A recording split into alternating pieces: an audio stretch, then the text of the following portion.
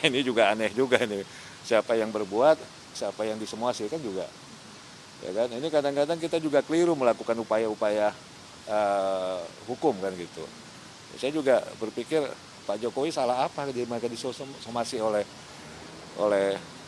Aremania kan gitu. Apa salahnya Pak Jokowi?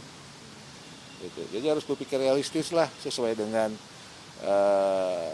perbuatan yang ada kalau memang itu dituduhkan ada kesalahan gitu.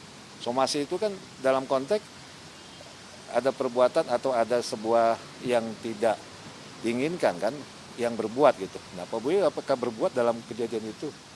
Kayaknya enggak kan, ngaco juga. Ini kan kadang nanti ujung-ujungnya besok-besok itu tikus mati di got, Pak Jokowi disomasi.